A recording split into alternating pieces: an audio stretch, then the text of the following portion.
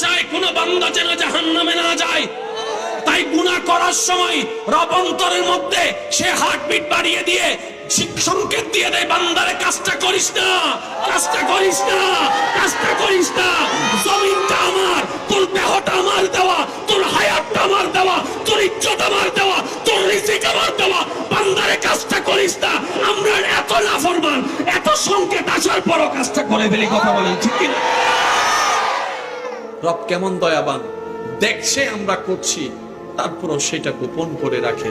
যখন আপনি আমি মনে মনে বলি কেউ যেন না দেখে, কেউ যেন না দেখে, কেউ যেন না দেখে, কেউ যেন না দেখে, সেই মনের আওয়াজটা পর্যন্ত রব শুনে, সেই মনের চিৎকারটা পর্যন্ত রব শুনে।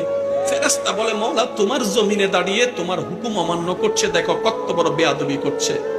আল্লাহ প্রকাশটা করাই দিই, বাবার কাছে ধরা খাওয়াই দিই, মার কাছে ধরা খাওয়াই দিই, বন্ধুর